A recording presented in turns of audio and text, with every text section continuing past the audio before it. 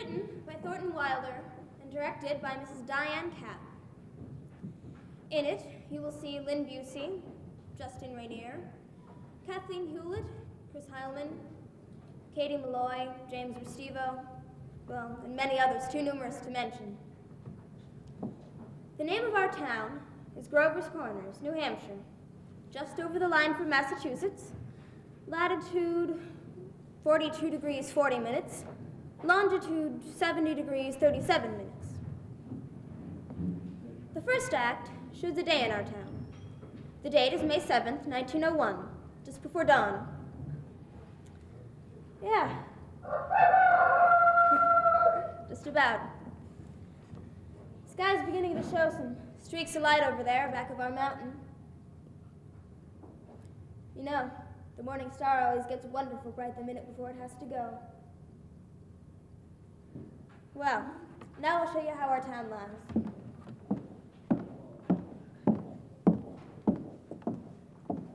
This here is Main Street. Cutting across it over there on the left is the railroad tracks. Across the tracks is Polish Town. You know, the foreign people that come here to work in the mill. A couple of Canuck families and the Catholic Church. Congregational church is over there. Presbyterian's across the street. Methodist and Unitarian are over there, and the Baptist is down in the hollow. Next to the post office is the town hall. Jail's in the basement. You know, Brian once made a speech from those steps there. Along Main Street, there's a row of stores, hitching posts, and horse blocks in front of them. First automobile's going to come along in about 5 years. Belonged to banker Cartwright, our town's richest citizen. He lives up in the big white house on the hill there. This is our doctor's house, Doc Gibbs. This is the back door. Here are a couple of trellises for those of you that feel they have to have scenery. And this is Mrs. Gibbs' garden. Corn, peas, beans, hollyhocks, heliotrope, and a lot of burdock. In those days, our newspaper came out twice a week, the Grover's Corners Sentinel. And this is Editor Webb's house. And this is Mrs. Webb's garden.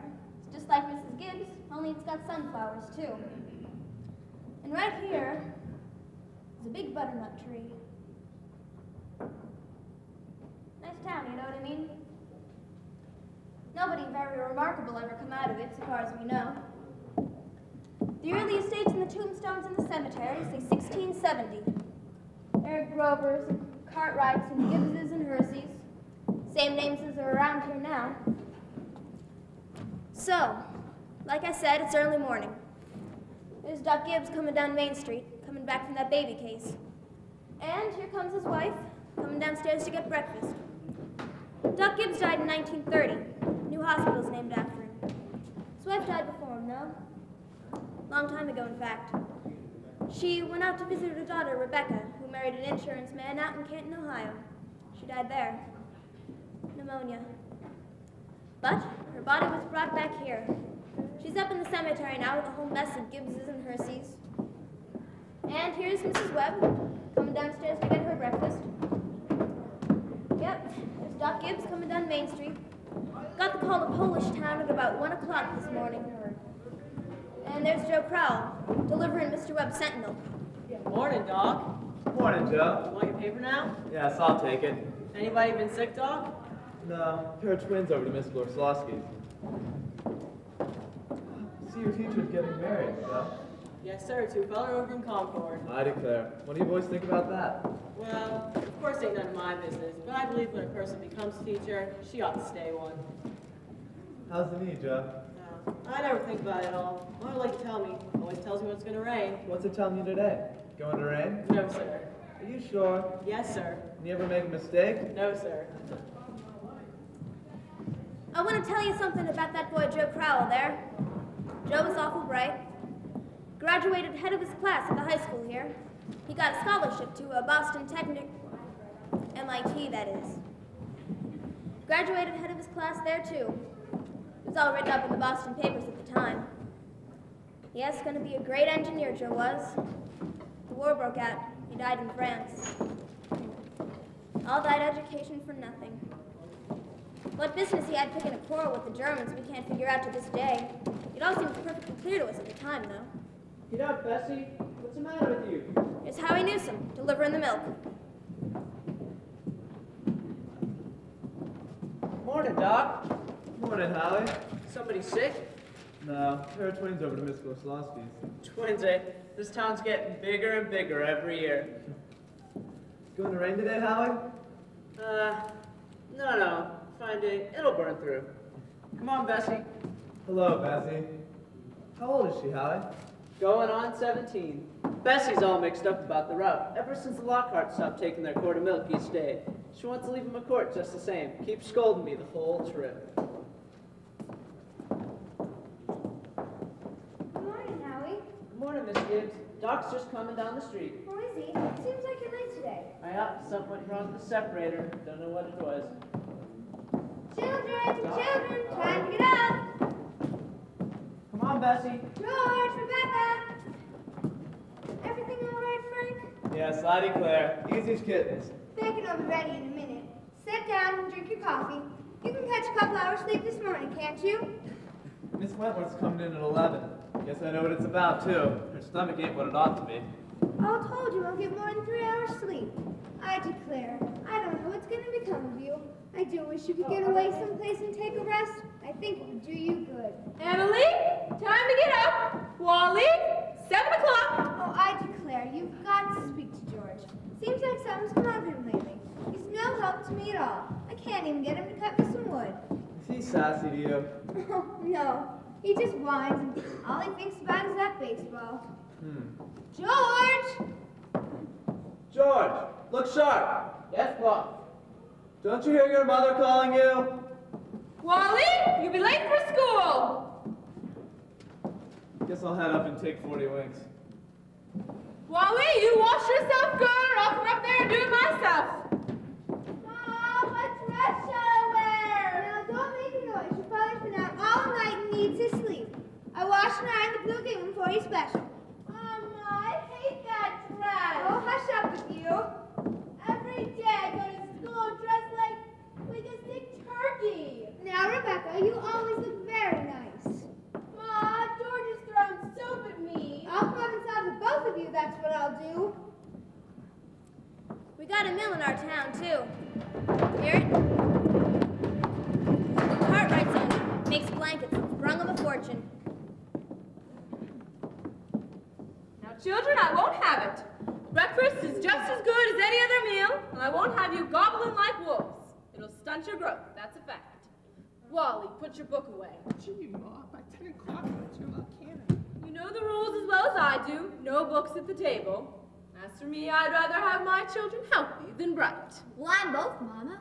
You know I am. I'm the brightest girl in school for my age. I have a wonderful memory. Eat your breakfast. Now, I'll speak to your father about it when he's rested, but seems to me 25 cents a week isn't enough for a boy your age. I declare I don't know how you spend it all. Oh, Ma, I got a lot of things to buy. Oh, strawberry phosphates, that's what you spend it on. I don't see how Rebecca comes to have so much money. She has more than $1.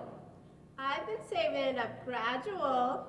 Well, dear, I think it's a good thing to spend some every now and then.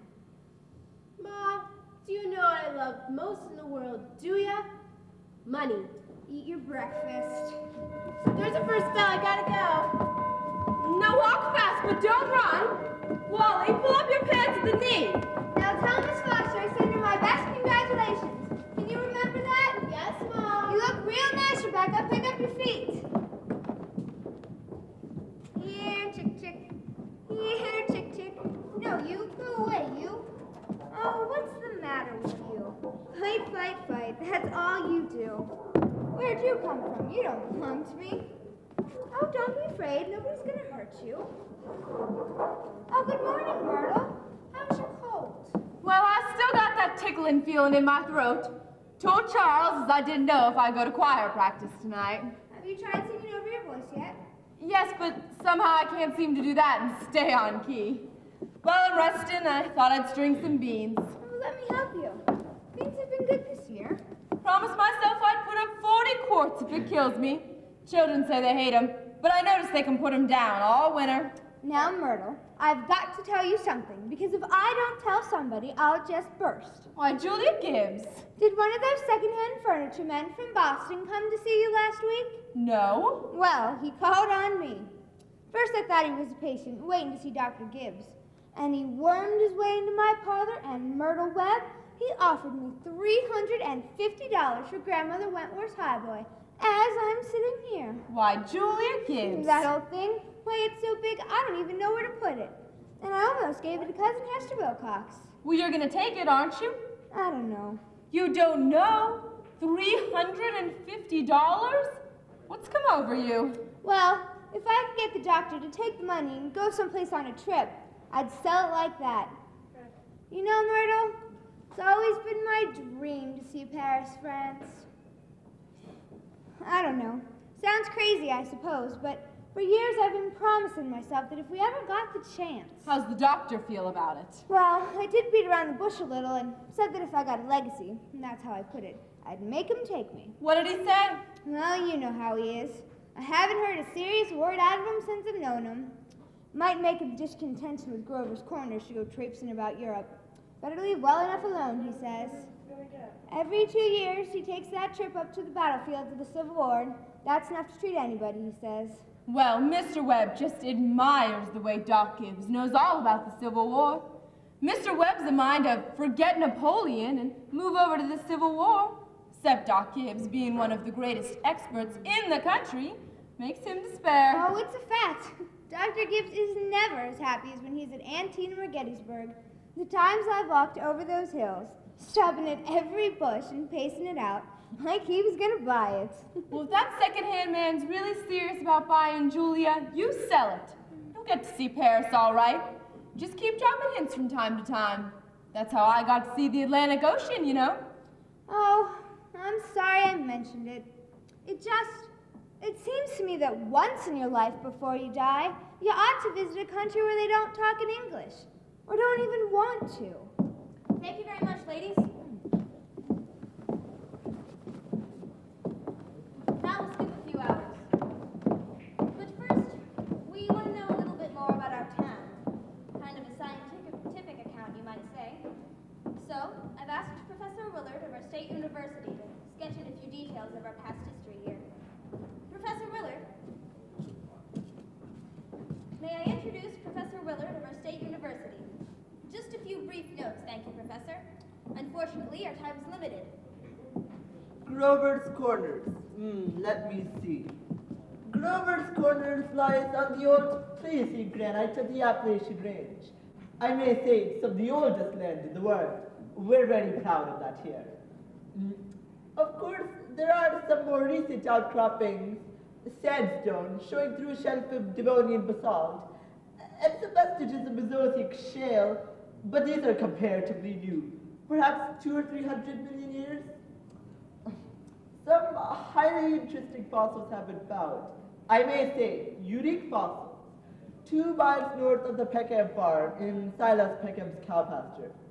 These may be seen in the museum at the university at any time. That is, at any reasonable time. Shall I read some of Professor Gruber's notes on the meteorological situation, mean precipitation, etc.? Afraid we won't have time for that, Professor. We might have a few notes on the history of man. Oh, the anthropological data. Yes. Early Amerindian stock, Kadiji tribes, no evidence before the 10th century of this era, now entirely disappeared. Oh, possible traces in 3 families, early migration in the 17th part, early part of the 17th century of English brachiocephalic blue-eyed stock, since then some Slav and Mediterranean, and population, Professor Willard. oh, within the town limits, 2,640. Just a moment, Professor. Oh yes, the population at the moment is 2,642. The postal district brings in 507 more, making a total of 3,149. Mortality birth rates constant. By McPherson's gauge, 0.0632. Thank you very much, Professor Willard. I know we're all very much obliged to you. Not at all, ma'am. Not at all. Now the political and social report. Editor Webb. Oh, Mr. Webb. Oh, he'll be here in a minute. He just cut his hand whilst eating an apple. Thank you, Mrs. Webb. Charles, everybody's waiting. Mr. Webb is publisher and editor of the Grover's Corner Sentinel. That's our local paper, you know.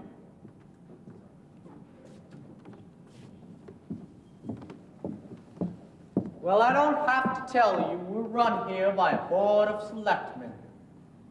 All males vote at the age of 21. Women vote indirect. We're lower middle class, sprinkling up professional, 10% illiterate.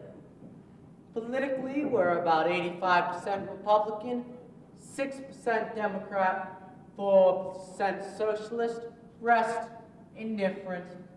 Politically, we're about 85% Protestant, 12% Catholic, rest indifferent. Have you any comments, Mr. Webb? Pretty ordinary town, if you ask me. A little bit more well-behaved than most. Probably a lot duller, too. But our youngsters seem to like it. 90% of them settle right down here in Grover's Corner to live, even after they've been off to college. Now, is there anyone in the audience who would like to ask Mr. Webb some questions about our town? Anyone? Oh, yes. Is there much drinking in Grover's Corners? Well, ma'am, I wouldn't know what you'd call much. Saturday nights, the farmhands meet down in Ellery Greengroff stable and they holler some. Got 1 or 2 town drunks, but they always have remorses when the evangelist comes. Now, I'd say liquor ain't a regular thing here in Grover's Corner, except in the medicine cabinet. Right good for a snake bite, always was. Is there anybody in town aware? Excuse me, can you come forward where we can all hear you? And now, what is it you wanted to ask? Is there anybody in town aware of the social injustice and industrial inequality? Why, yes, ma'am. Everybody is. It's a terrible thing. Seems like we spend all our time thinking about who's rich and who's poor. Then why don't they do something about it? Guard stage? Well, I don't know. Guess we're all searching for a way that the diligent and sensitive can rise to the top, and the weak and quarrelsome can sink to the bottom. But it ain't easy to find. Meanwhile, we take care of those who can't take care of themselves, and those we can leave alone. Are there any other questions out there? Mr. Webb. Yes, ma'am. Mr. Webb, is there any culture or love of beauty in Grover's Corners? Well, ma'am, there ain't much, not in the sense you mean. We got 1 or 2 girls who play piano for the commencement. Ain't very happy about it. Nah, there ain't much. Though this is the time I can tell you of the lot of pleasures we have here in Grover's Corner. We watch the sun come up over our mountain in the morning, pay a great deal a lot of attention to our birds, and we watch the change of the seasons. Everybody knows those. But them other things ain't much, as you say. Sure, we got the Bible and Robinson Crusoe and Handel's Largo. That's about as far as we go. Thank you very much, Mr. Webb. Now we'll get back to our town. It's about 2 o'clock. All 2,642 have had their lunches. The dishes have been washed. Children are back in school. There's a buzzing and a humming coming from the school buildings. Only a few horses on Main Street. Horses are dozing at the hitching posts. It's an early afternoon column about the town. You all remember what it's like. Doc Gibbs is in his office, tapping people and making them say, ah. And there's Editor Webb over there cutting his lawn. 1 man in 10 thinks it's a privilege to push his own lawnmower. I can't, Louise. I gotta go home and help my mother. I promised. Emily, walk simply. Who do you think you are today? Oh, Papa, you're terrible. 1 minute you tell me to stand up straight, and the next minute you call me names. I just don't listen to you. Gee, golly, I've never gotten a kiss from such a great lady before. Excuse me, of course. You go out and play in the field, young man. You got no business playing baseball on Main Street. Awfully sorry, Mrs. Forrest. Hello, Emily. Hello. You made a fine speech in class. Well, I was really ready to make a speech about the Monroe Doctrine, but at the last minute, Miss Corcoran made me talk about the Louisiana Purchase instead. I worked an awful long time on both of them. Gee, it's funny, Emily. From my window up there, I can just see your head nights when you're doing your homework over in your room. Why can you? You certainly do stick to it. I don't see how you can sit still that long. I guess you must like school. Well, I always feel it's something you have to go through. Yeah. I don't mind it, really. It passes the time. Yeah. Emily, what do you think? We might work out a kind of telegraph from your window to mine, and you could give me a kind of hint or two about one of those algebra problems. I don't mean the answers, Emily. Of course not. Just some little hint. Oh. Well, I think hints are allowed, so if you get stuck, George, you whistle to me and I'll give you a hint. Emily, you're just naturally bright, I guess. I figure it's just the way a person's born. Yeah, but you see, I want to be a farmer, and my Uncle Luke says whenever I'm ready, I could come over and work on his farm. And if I'm any good, I can just gradually have it. You mean the house and everything? Yeah. Well, I better be getting out to the baseball field. Thanks for the talk, Emily. Good afternoon, Mrs. Webb. Good afternoon, George. So long, Emily. So long, George. Emily, come help me string these beans for winter. Well, George Gibbs let himself have a real nice conversation, didn't he?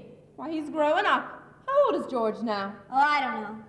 Let's see, he's almost 16. Mama, I made a speech in class today, and I was very good. You'll have to recite it for your father at supper. What was it about? The Louisiana Purchase. It was like silk off a spool. I'm going to make speeches all my life. Mama, are these big enough? Try and get them a little bit bigger if you can. Mama, will you answer me a question serious? Seriously, dear, not serious. Seriously, will you? Of course I will. Mama, am I good looking? Of course you are. Both my children got good features. I'd be ashamed if you hadn't. Oh, Mama, that's not what I mean. What I mean is, am I pretty? I've already told you yes. Now stop that. You've a nice, young, pretty face. I've never heard such foolishness. Oh, Mama, you never tell us the truth about anything. I am telling you the truth. Mama, were you pretty? Yes. Yes, I was, if I do say it. I was the prettiest girl in town next to Mammy Cartwright. Oh, Mama, you gotta say something about me. Am I pretty enough to get anybody, to get people interested in me? Oh, Emily, you make me tired. Now it's enough of that. You're pretty enough for all normal purposes. Come along and bring that bowl with you. Mama, you're no help at all.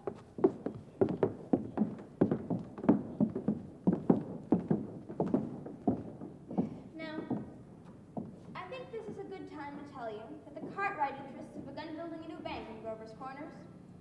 Had to go all the way to Vermont for the marble, sorry to say. And they've asked a friend of mine what they should put in the cornerstone for people 1,000 years from now to dig up.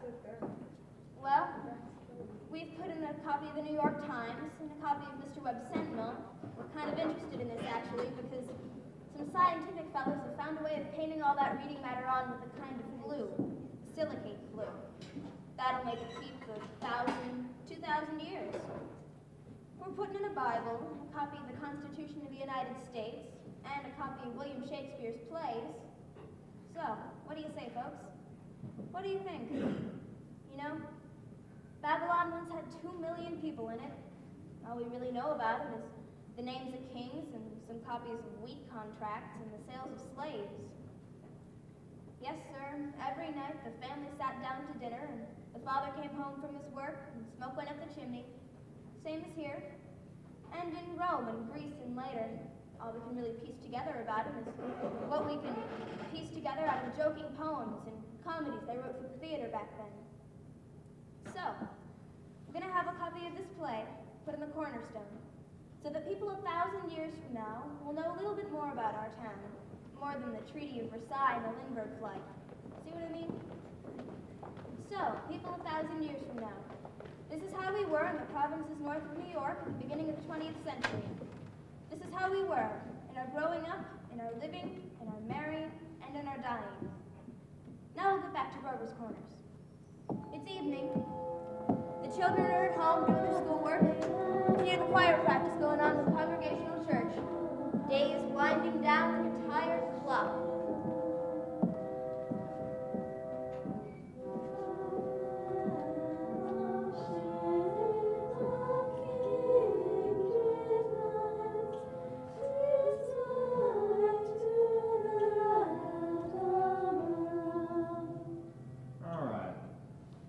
Now try it again.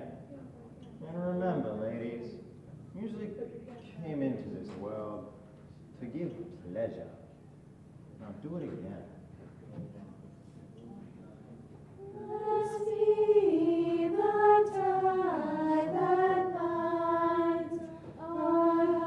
Softer. Now listen here, everybody. You need to get it out of your heads that music's only good when it's loud. And leave that loudness to the Methodists. Couldn't beat them, even if you wanted to. Now again, on toes. Emily. Hello. Hello. I can't work at all. Moonlight's so terrible. Emily, did you get the third problem? Which? The third. Well, yes, George, that's the easiest of them all. I don't see it. Well, Emily, can you give me a hint? I'll tell you one thing. The answer's in yards. Yards? How do you mean? In square yards? Oh, in square yards. Yes, George, don't you see? Yeah, I see. In square yards of wallpaper? Oh, I see. Square yards of wallpaper. Thanks a lot, Emily. You're welcome. My, isn't the moonlight terrible? And choir practice going on. I think if you hold your breath, you can hear the train all the way to Kentucky. Hear it? Huh. What do you know? Well, I guess I better go back and try to work. Good night, Emily. Good night, George.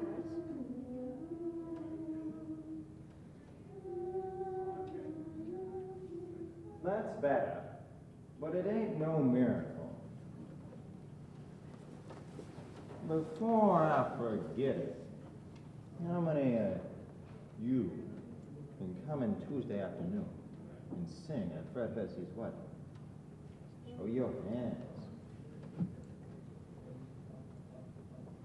That'll be fine.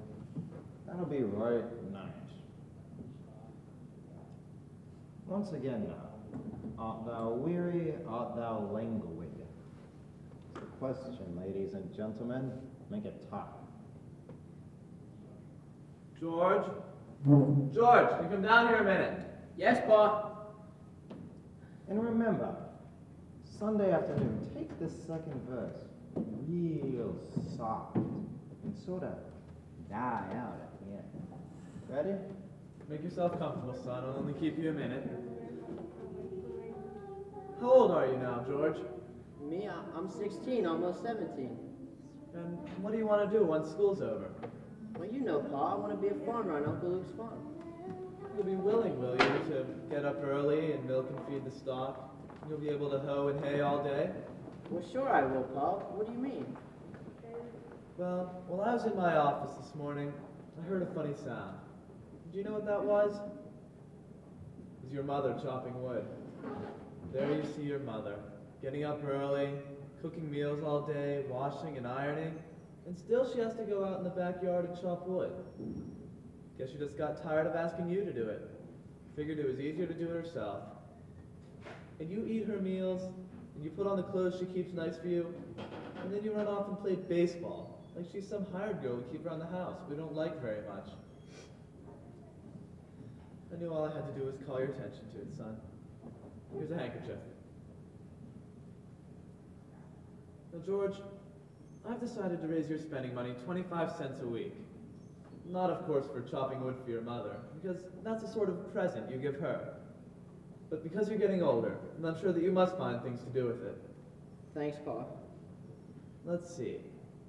Tomorrow's payday. You can count on it. Probably Rebecca feels she ought to have some more, too. Why do we be keeping your mother? Choir practice was never as late as this before. It's only 8:30, Pa. I don't know why she's in that old choir anyway. Hasn't got any more voice than an old crow. And traipsing around the streets at this hour of the night. Just about time you retired, don't you think? Yes, Pa. Good night, Martha. Good night, Mr. Foster. I'll be sure to tell Charles. I know he'll want to put it in the paper. Good night, it's late. Oh, good night, Irma. Really nice choir practice, wasn't it? Mm-hmm. Oh, Myrtle, look at that moon. Potato weather for sure. Well, naturally. Naturally, I didn't want to say a word about it in front of the others. But now that we're alone, really it's the worst scandal that ever was in this town. Simon Stimpson. Oh, now, Luella. But Julia, to have the organist of the church drink and be drunk year after year. Luella. But Julia, you know he was drunk tonight. Now, Luella, we all know about Mr. Stimpson, and we all know about the troubles he's been through, and Dr. Ferguson knows too, and if Dr. Ferguson decides to keep him on there in his job, the only thing the rest of us can do is not to notice. Not to notice it, but it's getting worse. No, it isn't, Luella. It's getting better. I've been in that choir twice as long as you have, and it doesn't happen anywhere near so often. I hate to go to bed on a night like this. I better hurry, though. Those children will be up till all hours. Good night, Luella. Julia. Good night, Myrtle. Can you get home safe, Luella? Oh yes, it's as bright as day. I can see Mr. Soames scowling in the window over there. Why do you think we've been to a dance when the men folk carry on? Good night, Julia. Oh, good night, Luella. I'll see you on Sunday. I'll see you then.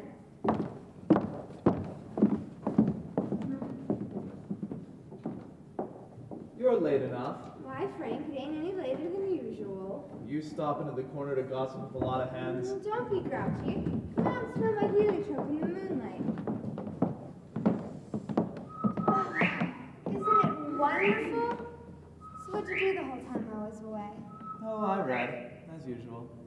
What were the girls gossiping about tonight? Oh, believe me, Frank, there is something to gossip about.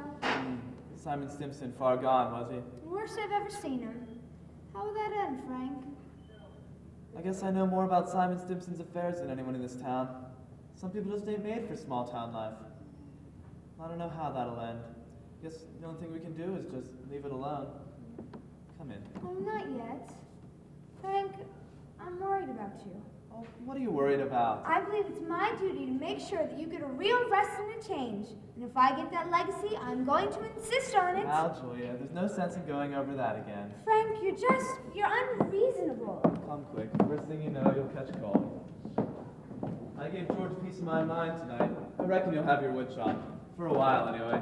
There's always so many things to pick up, seems like. You know, Frank, Miss Fairchild locks her front door every night. Everyone in that part of town do. They're getting citified, that's the trouble with them. Haven't got anything fit to burgle, and everybody knows it.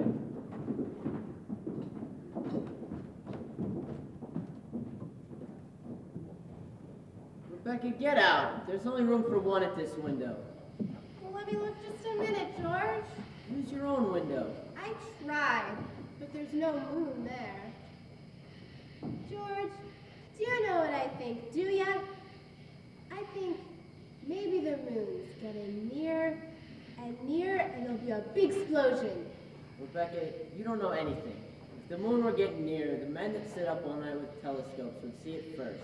And they tell us about it, and it'd be in all the newspapers. George, is the moon shining on South America, Canada, and half the whole world? Well, probably is. 9:30. Most of the lights in town are out. There's Constable Warren trying a few doors on Main Street. Here comes Editor Webb after putting his newspaper to bed. Oh, good evening, Bill. Evening, Mr. Webb. Quite a moon. Yeah? All quiet tonight? Oh, Simon Stimpson's rolling around the loom. I just saw his wife moving out to hunt for him, so I looked the other way. There he is now. Good evening, Simon. Town seems to have settled down for the night. I said, good evening, Simon. Town seems to have settled down for the night. Shouldn't we ought to do the same? Can I walk with you? Good night. Don't know how that'll end, Mr. Webb. He's seen a peck of trouble, one thing after another. Oh, and Bill, if you see my boy smoking cigarettes, give him word. He thinks a lot of you, Bill. Well, I don't think he smokes no cigarettes, Mr. Webb. Leastways not more than 2 or 3 a year. That's good. Good night, Bill. Good night, Mr. Webb.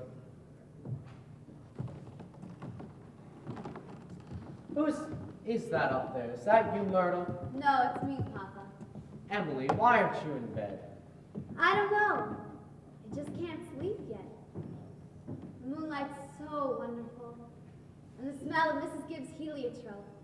Can you smell it, Papa? Yes. Emily, you haven't got any troubles on your mind, have you, dear?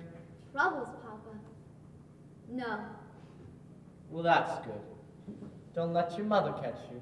Good night, Emily. Good night, Papa. George, I never told you about that letter Jane Crowfoot got from her minister when she was sick. He wrote her a letter, and on the envelope, the address was like this. It said Jane Crowfoot, Crowfoot Farm, Grover's Corners, Sutton County, New Hampshire, United States of America. What's funny about that? But listen, it's not finished yet. United States of America, continent of North America, Western Hemisphere, the Earth, the solar system, the universe, the mind of God. That's what it said on the envelope. What do you know? Yep, and the postman wrote it just the same. What do you know? That's the end of the first act, folks. 10 minutes intermission. You can go out and get your refreshments now.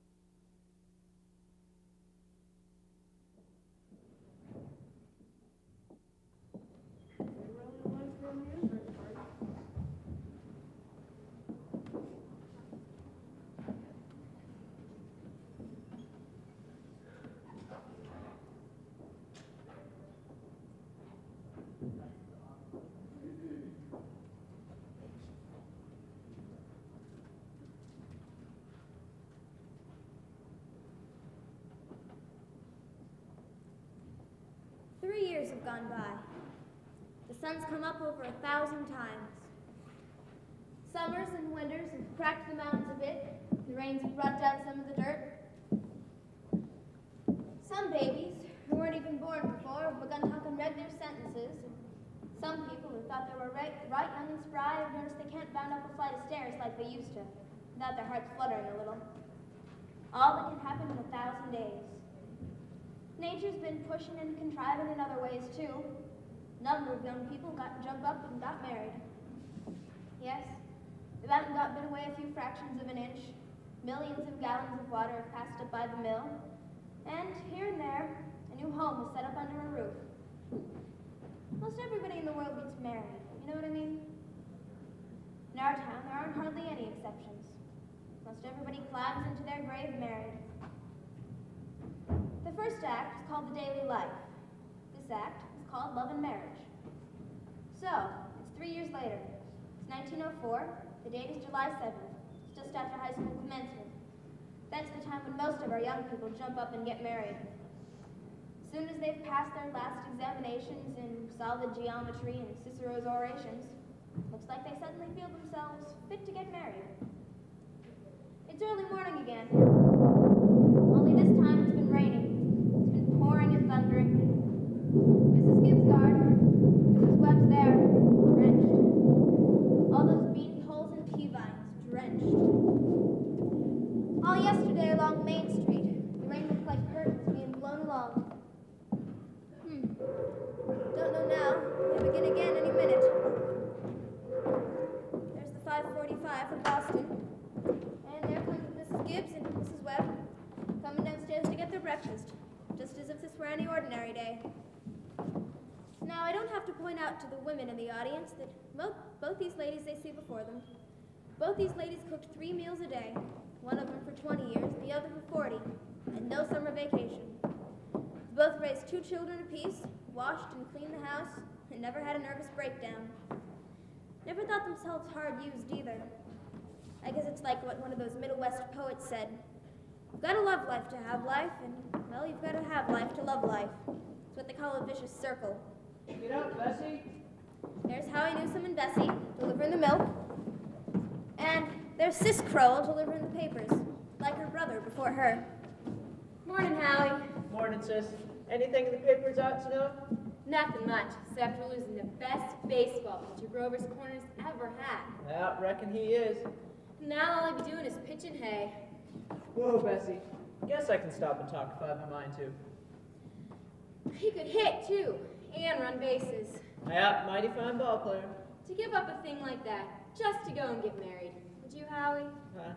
Can't tell, sis. Never had no talent that way. Morning, Howie. Morning, Bill. You're up early. Hi, Mr. Warren. Seeing if there's anything I can do to prevent a flood. The river's been rising all night. Sis Crowell here is all broke up about George Gibbs retiring from baseball. Yes, sir, that's the way it goes. In '84 we had a player, sis. Even George Gibbs couldn't have touched him. Name of Hank Todd. Went down to Maine and became a possum. Wonderful ball player, though. How's the weather seem to you, Howie?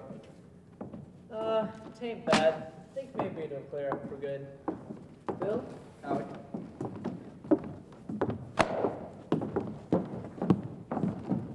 Morning, Howie. Morning, Miss Gibbs. Too bad about the weather. It's been raining so heavy that maybe it'll clear up. Oh, I certainly hope it will. How much did you want today? Well, I'm going to have a house full of relations, so seems to me like I'll need 3 milk and 2 cream. 3 milk and 2 cream. My wife says to tell you we hope they'll be happy. No, they will. Thanks a lot, Howie. Tell your wife I hope she gets to the wedding. Maybe she can. She'll get there if she can.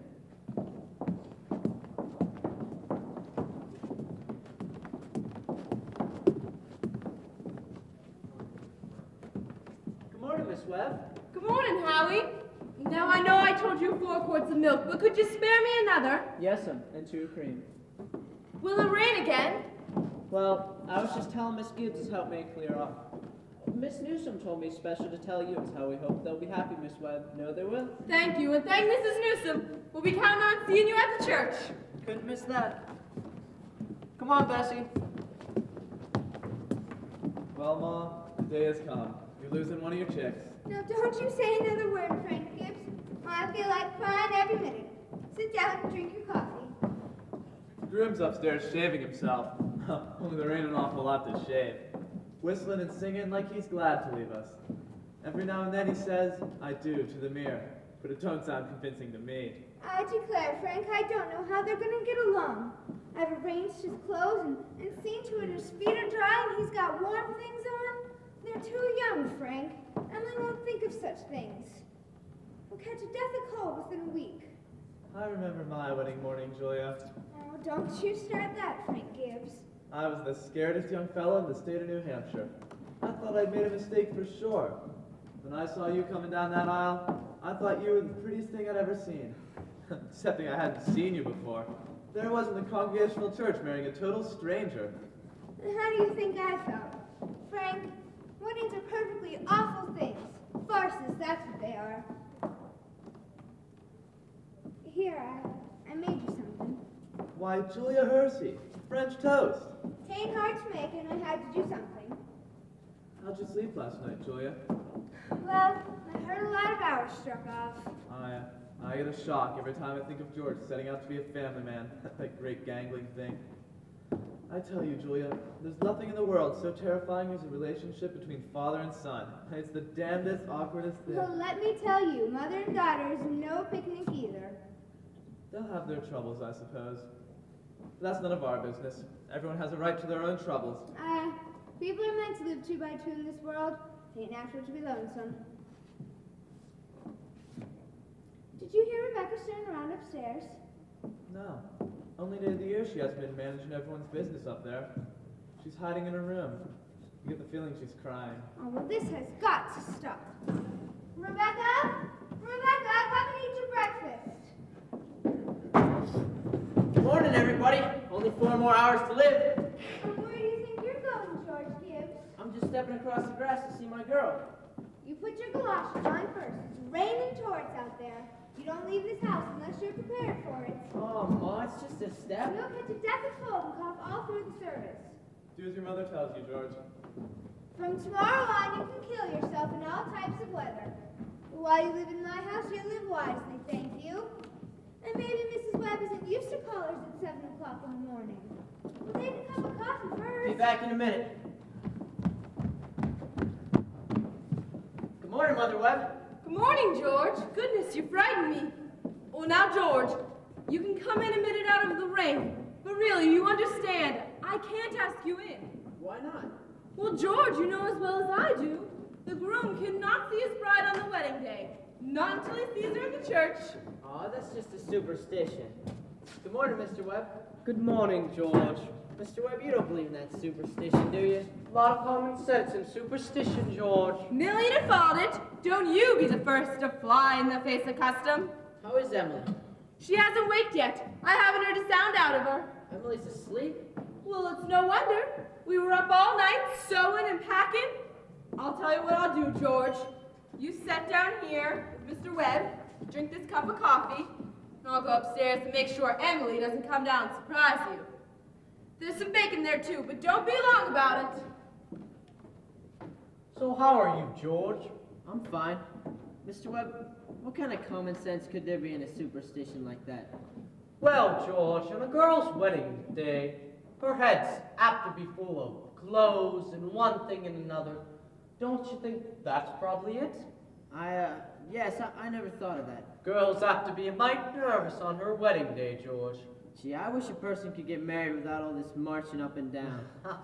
George, every man who has ever lived has felt that way.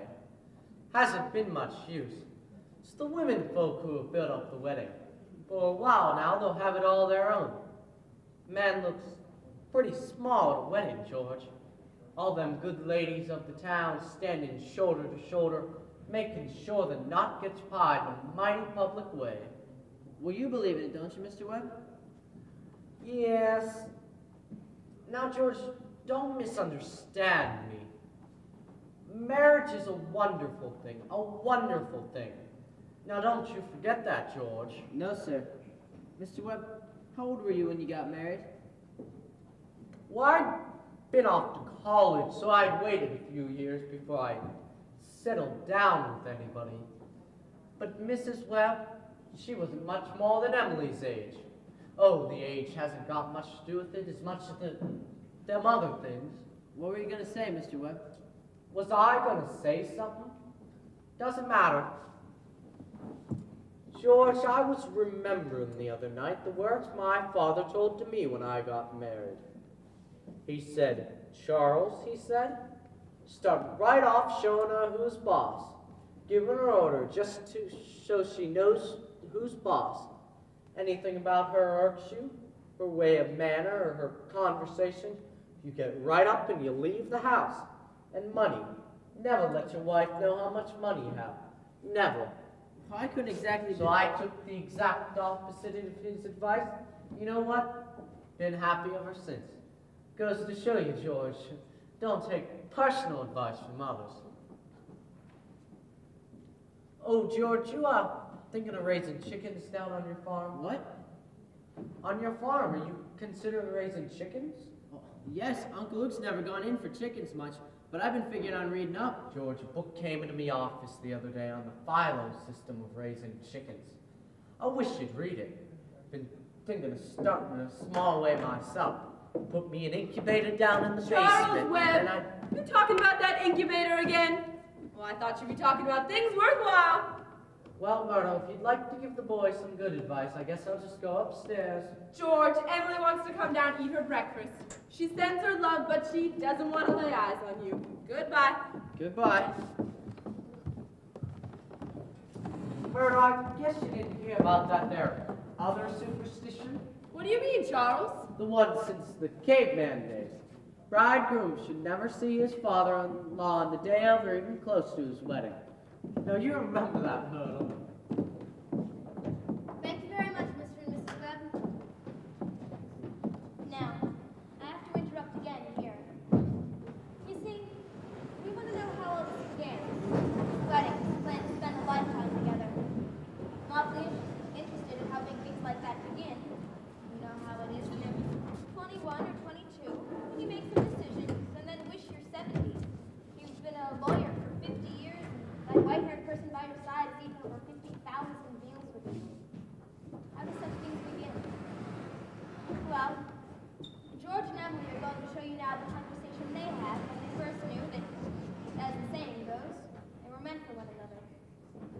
But, before they do that, I want you to try to remember what it was like when you were very young. And particularly, the days when you were first in love. When you were like a person sleepwalking, and you didn't quite see the street in front of you, and you didn't quite hear everything that was said to you. You're just a little bit crazy. Will you remember that, please? Well, George and Emily will be coming out of school at 3 o'clock. George has just been elected president of the senior class, and as this June, he'll be president of the senior class all next year. And Emily has just been elected secretary and treasurer. Yep, there they are coming down Main Street now. I can't, Louise. Bye. Oh, Ernestine, can you come over tonight and do Latin? Isn't that Cicero the worst thing? Well, tell your mother you have to. Goodbye. Goodbye, Helen. Goodbye, Fred. Emily, can I carry your books home for you? Thank you. It isn't far. Excuse me 1 minute, will you, Emily? Say, Bob, if I'm a little late, start practicing. Give Herb some long high ones. Goodbye, Lizzie. Oh, goodbye. I'm awful glad you were elected too, Emily. Thank you. Emily, why are you mad at me? I'm not mad at you. You've been treating me so funny lately. Well, since you asked me, I might as well say it right out, George. Oh, goodbye, Miss Corcoran. Goodbye, Miss Corcoran. What is it? I don't like the whole change that's come over you in the last year.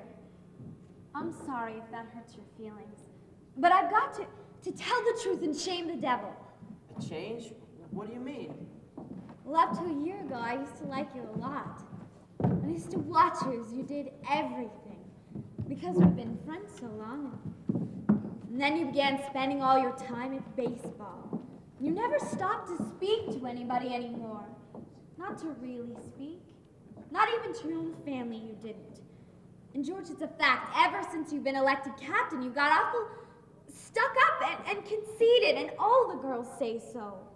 And it hurts me to hear him say it, but I've got to agree with him a little, because it's true. Gosh, Emily, I never thought that such a thing was happening to me. I guess it's hard for a fellow not to have some faults creep into his character. Well, I always expect a man to be perfect, and I think he should be. I don't think it's possible to be perfect, Emily. My father is. And as far as I can see, your father is. There's no reason on earth why you shouldn't be too. Well, I feel it's the other way around, that men aren't naturally good, but girls are. We might as well know right now I'm not perfect. It's not as easy for a girl to be perfect as a man because we girls we're more nervous. Now, I'm sorry I said all that about you. I don't know what made me say it. Emily? Now I can see it's not the truth at all. I suddenly feel it's not important anyway. Emily, would you like an ice cream soda or something before you go home? Well, thank you, I would. Hello, Stu. How are you? Good afternoon, Mrs. Slocum.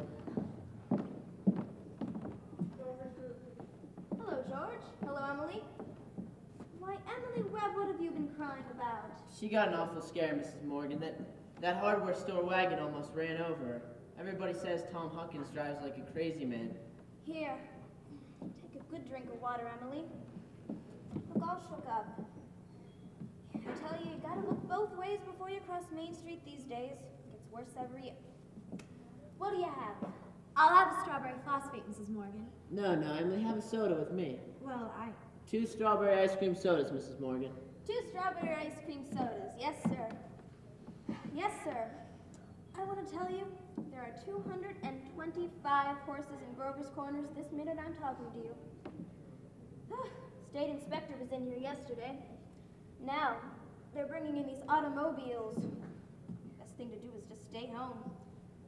Why, I remember when a dog used to lie out in the middle of Main Street all day, and nothing ever come to disturb him. There you are. Yes, Mrs. Ellis. I'll be with you in a minute. What do you need? they're so expensive. No, Emily, don't you think of that. We're celebrating our election. And then do you know what else I'm celebrating? No. I'm celebrating because I've got a friend that tells me all the things that ought to be told me. Oh, George, please don't think of that. I don't know why I said it. It's not true. No, Emily, you stick to it. I'm glad you spoke to me like you did. But you'll see it. I'm going to change so quick. You bet I'm going to change. And Emily, I want to ask you a favor. What is it? If I go away to State Agricultural College next year, would you write me a letter once in a while? I certainly will, George. I certainly will. It certainly seems like being away 3 years, a person would get out of touch with things. Maybe letters from Grover's Corners wouldn't be so interesting after a while. Grover's Corners is a very important place when you think of all New Hampshire. But I think it's a very nice town. The day wouldn't come when I wouldn't want to know everything about our town. I know that's true, Emily. Well, I'll try and make the letters interesting. You know, whenever I meet a farmer, I ask him if he thinks it's important to go to agricultural school to be a good farmer. Why, George? Yeah, and some of them even say it's a waste of time. Well, you can get all that stuff in the pamphlets the government sends out. And Uncle Luke's getting old. He's about ready for me to start and take it over tomorrow if I could. My. And like you said, being gone all that time in other places and meeting other people, gosh, if anything like that can happen, I don't want to go away. I guess new people probably aren't any better than old ones. I bet they almost never are. Emily, I feel that you're as good a friend as I've got. I don't need to go and meet the people in other towns. Well, George, maybe it's very important for you to go away and learn all that about cattle judging and soils and those things. Of course, I don't know. Emily, I'm going to make up my mind right now. I won't go. I'll tell Pa about it tonight. Well, George, I don't see why you have to decide right now. It's a whole year away. Emily, I'm glad you spoke to me about that fault in my character. What you said was right, but there was one thing wrong in it. That's where you said I wasn't noticing people, and you, for instance. Well, you said you were watching me while I did everything. Well, I was doing the same about you all the time. I always thought about you as one of the chief people I thought about. I always made sure where you were sitting on the bleachers and who you were with. And for 3 days now, I've tried to walk you home, but something's always got in the way. Yesterday, I tried to walk you home, and you walked home with Mrs. Corcoran. Oh, George, life's awful funny. How could I have known that? I thought that... Listen, Emily, I'll tell you why I'm not going to agricultural school. I think once you've found a person you're very fond of, a person who's fond of you too, and who likes you well enough to be interested in your character, well, I think that's just as important as college is, even more so. That's what I think. I think that's awfully important too. Emily? Yes, George? If I do improve and make a big change, would you be... could you be... I am now. I always have been. So I guess this is an important talk we've been having. Yes. Yes.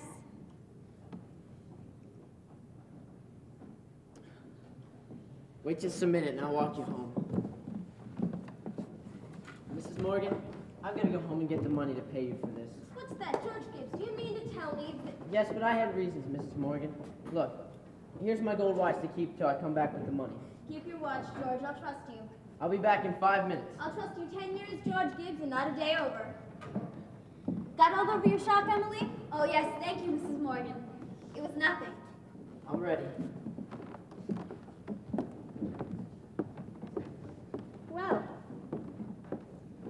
on with the wedding.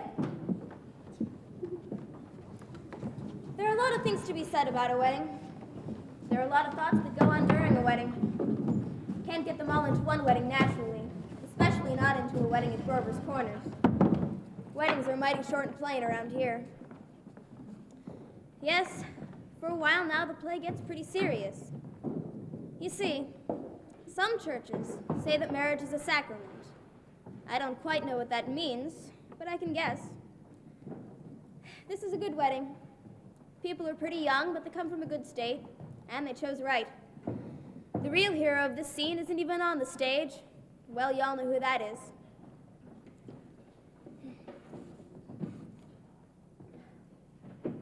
Yep, it's a good wedding. And don't forget the other witnesses at this wedding, the ancestors. Millions of them. Most of them set out to live 2 by 2. Millions of them. Well, that's all my sermon. 'Twasn't very long anyway.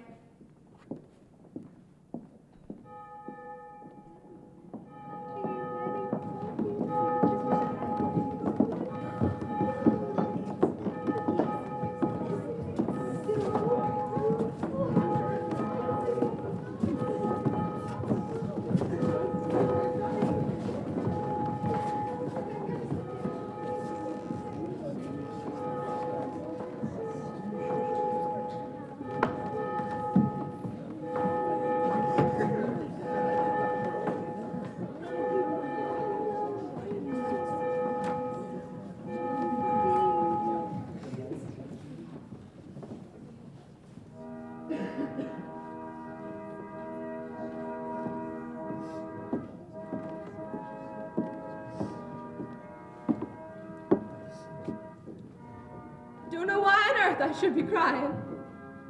Suppose there's no reason to cry. At breakfast this morning came over me. There was Emily eating her breakfast like she's done for 17 years.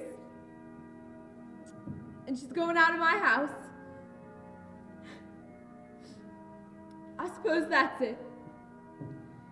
And Emily, she suddenly said, I can't eat another mouthful. She put her head down on the table, and she cried.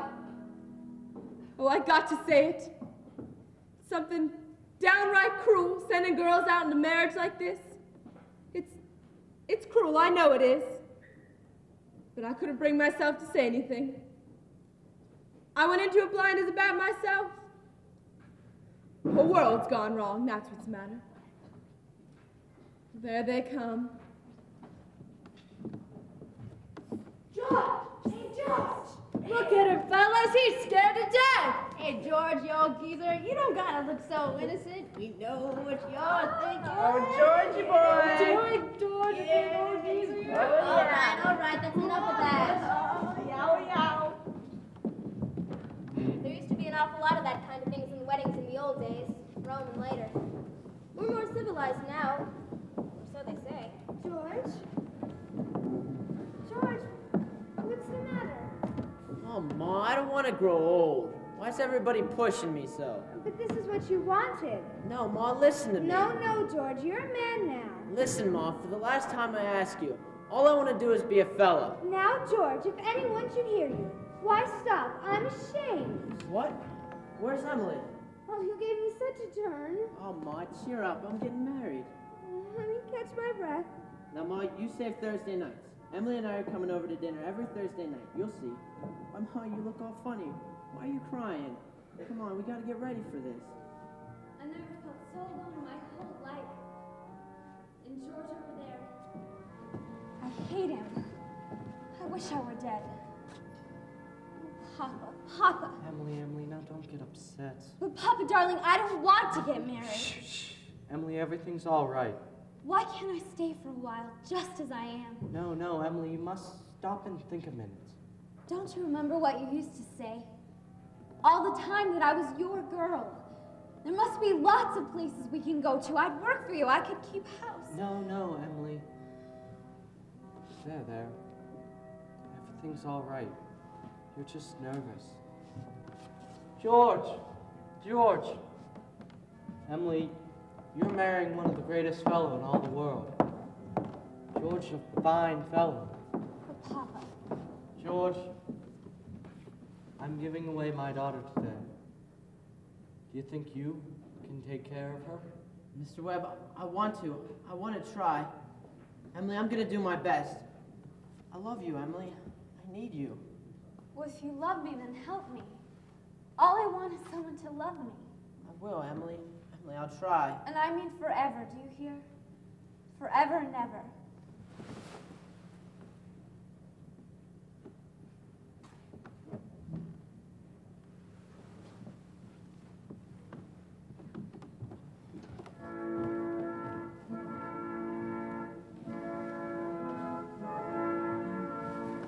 Come now, Emily. Everything's gonna be all right. Come quickly.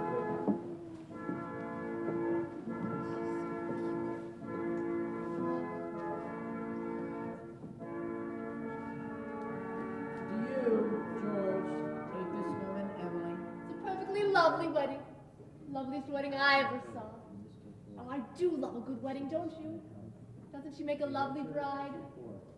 To love and to cherish till death do you part. I do.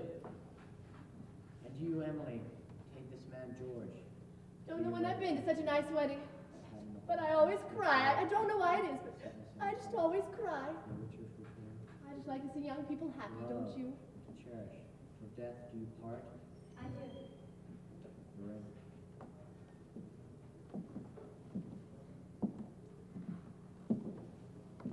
He's married 200 couples in his day. Does he believe in it? Do I believe in it? I don't know. I suppose I do. And Mary Zen, millions of them. The cottage, the go-kart, the Sunday afternoon drives in the Ford, the first rheumatism, the grandchildren, the second rheumatism, the deathbed, the reading of the will. Once in 1,000 times, it's interesting.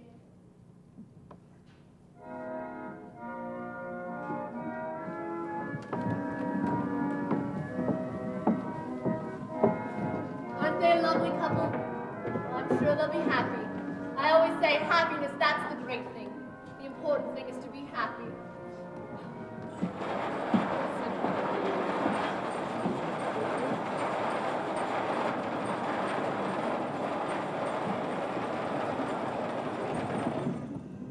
That's the end of the second act, folks.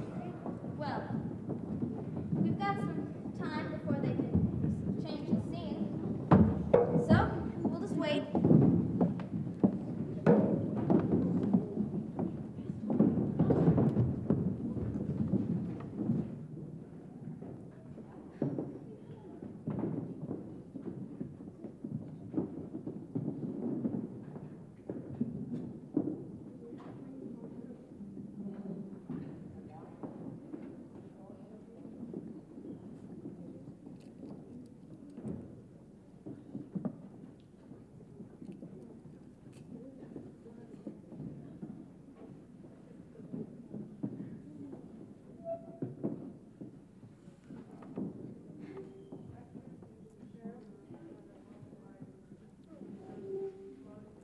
Well, this time, 14 years have gone by. The sun's come up over 1,000 times.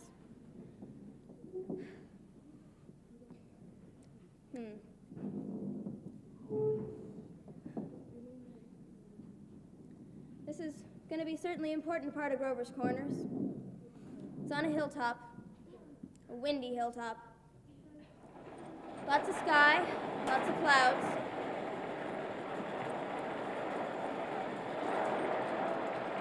Often, lots of sun, moon, and stars. Come up here on a fine day, you can see range on range of hills. Awful blue they are. Up there by Lake Sunapee and Lake Winnipesaukee. And if you go way up, you can see the White Mountains and Mount Washington, where Conway and North Conway is. And of course, our favorite mountain, Mount Monadnock's right here. And all around it lie these towns, Jaffrey and North Jaffrey, Peterborough and Dublin, and quite a way down there, it's Grover's Corners. Yes, beautiful spot up here. Mountain laurel and lilacs.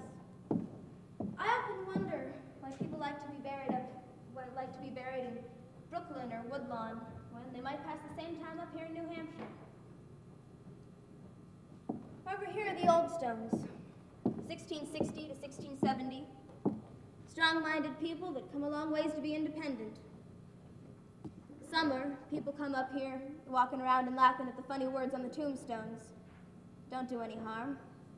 And genealogists come up from Boston, get paid by city folk for looking up their ancestors. They want to make sure they're daughters of the American Revolution and of the Mayflower. Well, I guess that don't do any harm either. Over there are some Civil War veterans, iron flags on their graves. New Hampshire boys. Had a notion the Union ought to be kept together, though they'd never seen more than 50 miles of it themselves. All they knew was the name, friends. The United States of America. The United States of America. And they went and died about it. This here's the new part of the cemetery.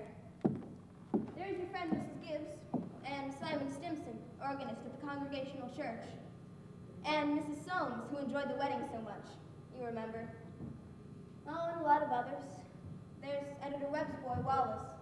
His appendix burst while he was on a Boy Scout trip to Crawford Notch. Yes, an awful lot of sorrow has sort of quieted down up here. People just wild with grief have brought their relatives up here, in then times. Sunny days, rainy days, snow. Y'all know how it is.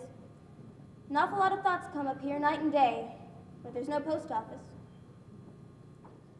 Now, there are some things we all know, but we don't take them out to look at them very often. We all know that something is eternal, and it ain't houses, and it ain't names, and, well, it ain't earth, and it ain't even the stars.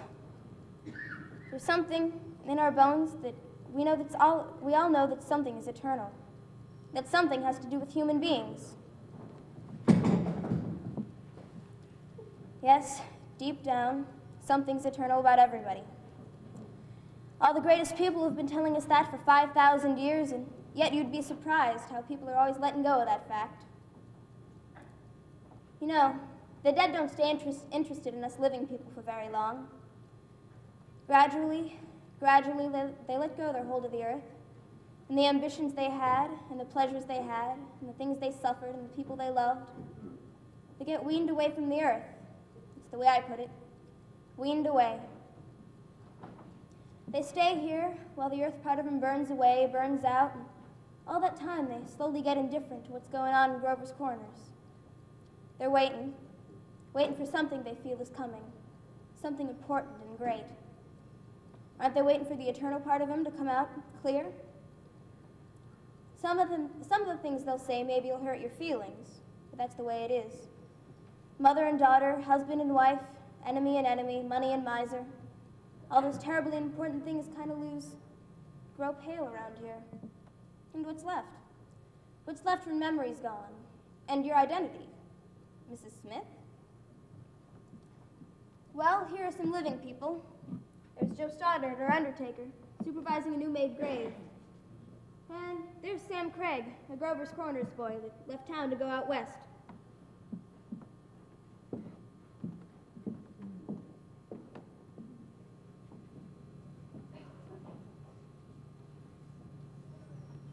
Good afternoon, Joe Stoddard.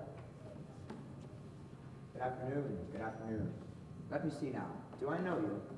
I'm Sam Craig. Gracious sakes alive. Of all people, I should have known you'd be back in town. You've been away a long time, Samuel. Yes, I've been away over 12 years now. I'm in business out in Buffalo now, Joe. But I was in the East when I got news of my cousin's death. So, I thought I'd combine things a bit. Come back and see the old home. You look well. Yes, yes. Can't complain. Very sad our journey today, Samuel. Yes. Yes, yes. I have to say I hate when young one is taken. I had to come up here early today. My son's supervising from home. He was organist. At church, wasn't it? He drank a lot, we used to say. Nobody was supposed to know about it. Seen a peck of trouble. Hung himself in the attic. Why, old Farmer McCarthy. I used to do chores for him after school. He had lumbago. Yes, we brought Farmer McCarthy up here a number of years ago. Why, This is my cousin Julia. I had forgotten that you'd... Oh, of course, of course. Yes, Doc Gibbs lost his wife 2-3 years ago now. About this time.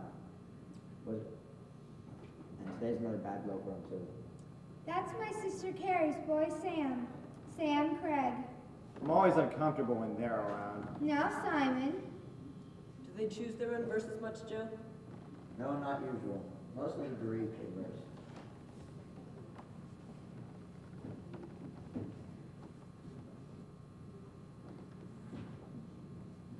He was organist at church, wasn't he? Drank a lot, we used to say. Nobody was supposed to know about it. Seen a peck of trouble. Hung himself in the attic.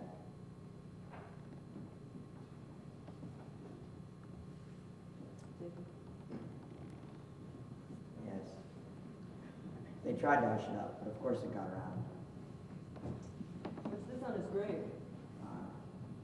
He wrote his own epitaph. It ain't a verse exactly. Why, it's just some notes of music. What is it? Oh, I wouldn't know. It was right up in the Boston papers at the time. Joe, what did she die of? Who? My cousin. Oh, I wouldn't know.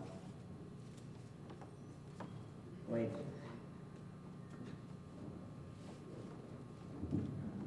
Don't really remember. And the grave's going to be over here. Yes, there isn't much more room among the Gibbses. So they're opening up a new Gibbs section for Avenue B. You'll have to excuse me now. I see the time. Who is it, Julia? It's my daughter-in-law, Emily Webb. La declare. The road up here must have been awfully muddy. What did she die of, Julia? In childbirth. Childbirth. I've forgotten all about that. My, wasn't life awful? And wonderful. Wonderful, was it? Now, Simon, remember.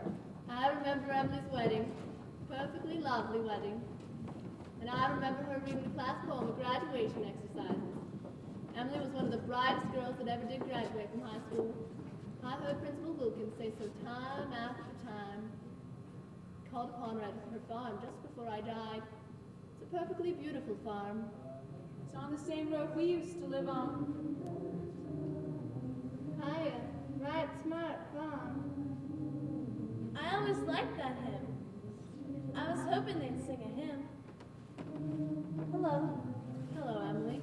Hello, Miss Gibbs. Hello, Mother Gibbs. Emily. Hello. It's raining. Shh, dear. They'll be gone soon. Just rest yourself. It seems thousands and thousands of years since Papa remembered that was my favorite hymn. Oh, I wish I'd been here a long time. I don't like being new here. How do you do, Mr. Stimson? How do you do, Emily? Mother Gibbs, George and I have made that farm into just the best place you ever saw. We thought of you all the time. We wanted to show you the new barn and a great long cement drinking fountain for the stock. We bought that out of the money you left us. I did? Don't you remember, Mother Gibbs? The legacy you left us. Why, it was over $350. Oh, yes, Emily. Well, there's a patent device on this drinking fountain so that it never overflows, Mother Gibbs, and it never sinks below a certain mark they have there. It's fine. It won't be the same to George without me, but it's a lovely farm. Life people don't understand, do they? No, dear. Not very much. They're sort of shut up in little boxes, aren't they? I feel as though I knew them last 1,000 years ago. My little boy's spending the day at Mrs. Carter's. Oh, Mr. Carter, my little boy's spending the day at your house. Is he? Yes, he loves it there. Mother Gibbs, we have a Ford, too. Never gives any trouble. I don't drive, though. Oh, Mother Gibbs, when does this feeling go away? Of being one of them? How long does it take? Shh, dear. Just rest yourself. I know. Look, they're finished. They're going. Shh. Look, Father Gibbs is bringing some of my flowers to you. He looks just like George, doesn't he? Oh, Mother Gibbs, I never realized before how troubled and how in the dark life persons are. From morning till night, that's all they are. troubled. Little cooler than it was, isn't it? Aye, that rain's cooled off a little. Those northeast winds always do the same thing, don't they? If it ain't a rain, it's a 3-day blow. But Mother Gibbs, one can go back. One can go back again into living. I feel it. I know it.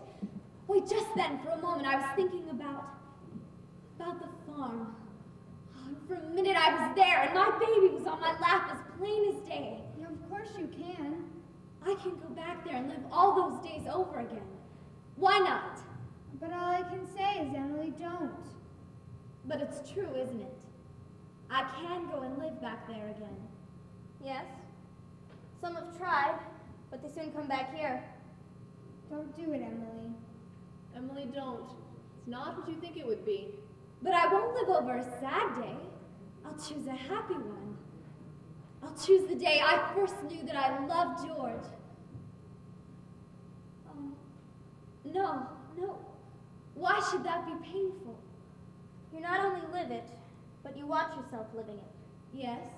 And as you watch yourself, you realize the thing that they down there never know. You see the future, you know what's going to happen. But is that painful? Why? Emily, our lives here are to forget all that and think only of what is ahead and be ready for what is ahead. When you've been here longer, you'll understand. Mother Gibbs, how can I ever forget that life? It's all I know. It's all I had. Oh, Emily, it isn't wise. Really, it isn't. But it's a thing I must know for myself. I'll choose a happy day anyway. No. At least choose an unimportant day. Choose the least important day of your life. It will be important enough. Then it can't be since I was married, or since the baby was born. Well, I can choose a birthday at least, can't I? I choose my 12th birthday. All right. It's February 11th, 1899, a Tuesday. Do you want any special part of the day? Oh, I want the whole day. We'll begin at dawn. You remember, it had been snowing for several days, but it had stopped the night before, and they'd begun clearing the roads. Sun's coming up. There's Main Street! And there's Mr. Morgan's drugstore before he changed it. And there's the livery stable. Yes, this is 1899. This was 14 years ago. That's the town I knew as a little girl. And there's the old white fence that used to be around our house. Oh, I'd forgotten that. I love it so. Are they inside? Yes. Your mother will be coming downstairs in a minute to make breakfast. Will she? And your father had been away for a few days. He came back on the early morning train. No. He went up to his college to make a speech in Western New York, at Clinton. There's Howie Newsom. And there's a policeman, but he's dead. He died. Whoa, Bessie. Morning, Bill. Morning, Howie. You're up early. Been rescuing a party. Darn near froze to death down by Polish Town there. Got drunk and lay down the snowdrifts. Thought he was in bed when I shook him. And there's Joe Crowell. Morning, Mr. Warren. Morning, Howie. Morning, Joe. Children! Wally, Emily! Time to get up! Oh, Mom, I'm here. Oh, how young Mama looks. I didn't know Mama was ever that young. Children, you can come and dress by the fire if you like, but hurry. Morning, Mr. Newsom. Morning, Miss Webb. Ooh, it's cold. Yep, 10 below by my barn. Think of it. Keep yourself wrapped. Come on, Bessie, get up. Mama, I can't find my blue hair ribbon anywhere. Just open your eyes, dear. Laid it out special for you on the dresser. If it were a snake, it would bite you. Yes. Yes.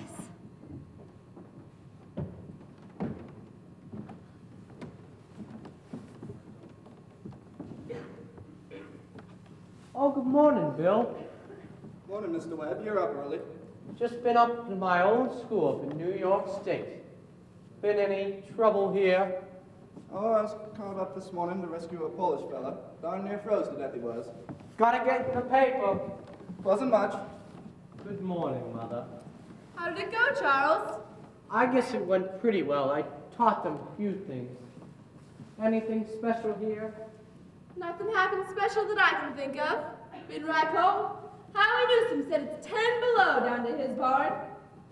Colder than that up in Hamilton College. Kids' ears are falling off as they go to class. It ain't Christian.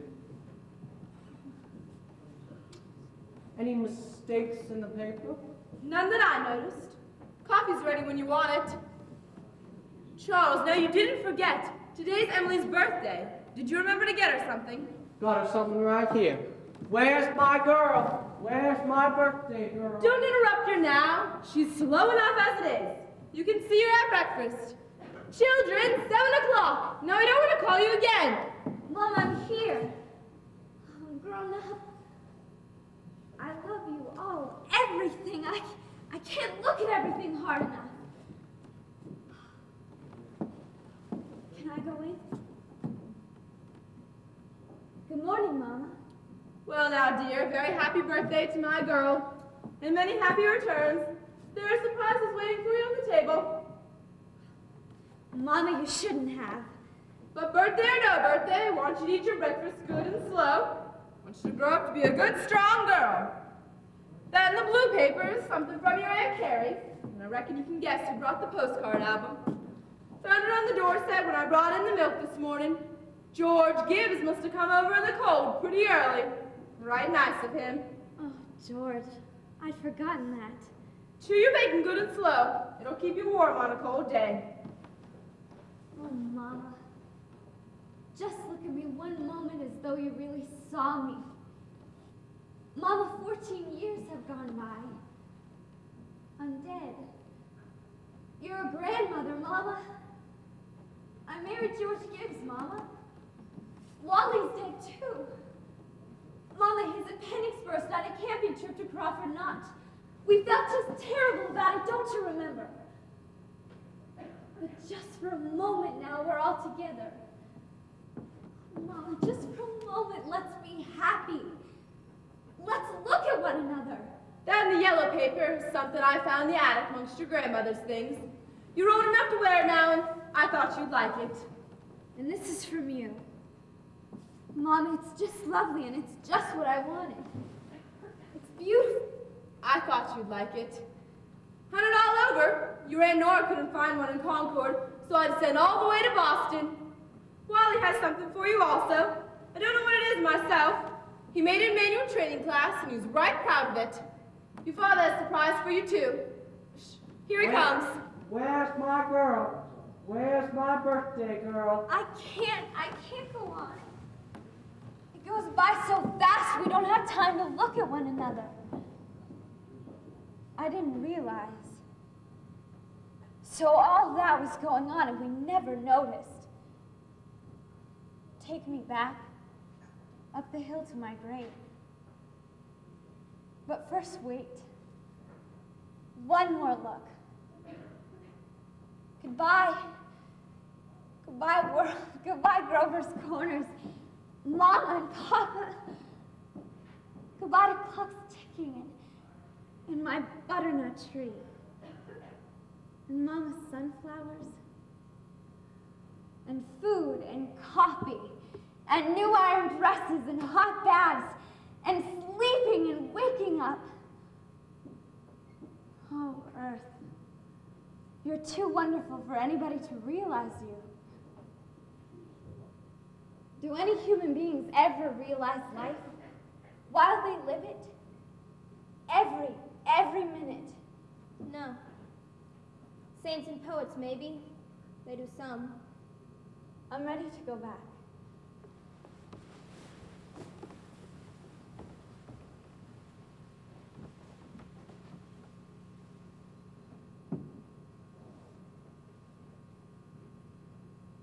Were you happy?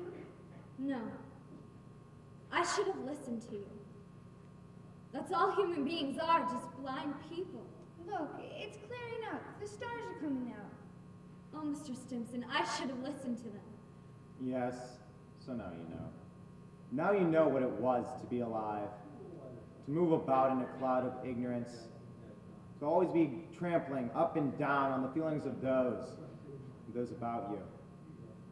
To spend and waste time as though you had 1,000,000 years, to always be at the mercy of one self-centered passion or another. That's the happy existence you want to go back to, ignorance and blindness. Now, Simon Stimson, that ain't the whole truth, and you know it. Emily, look at that star. I can't remember its name. My boy Joel was a sailor. He'd sit on the porch evenings and tell 'em all by name. Yes, sir. Wonderful. Star's mighty fine company.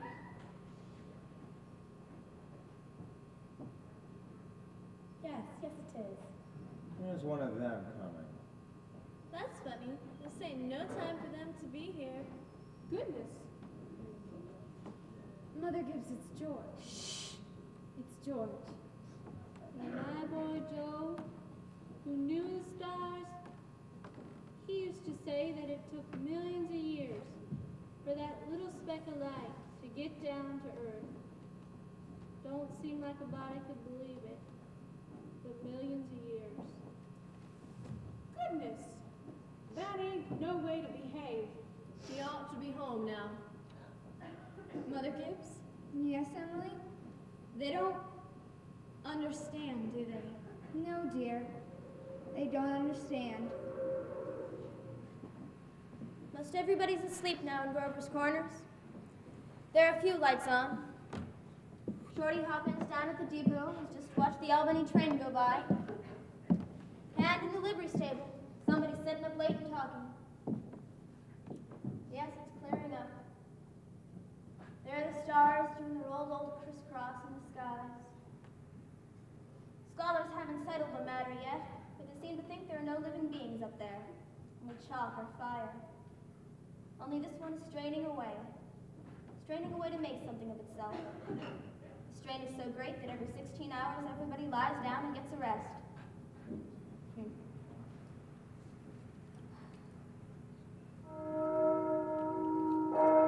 11 o'clock in Grover's Corners. Everybody's asleep now in Grover's Corners.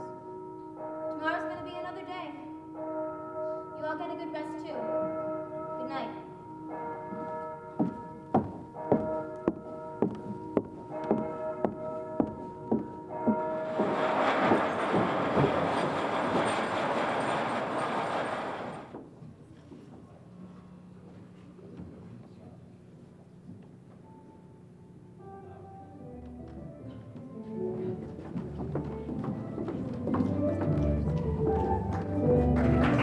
Thank you.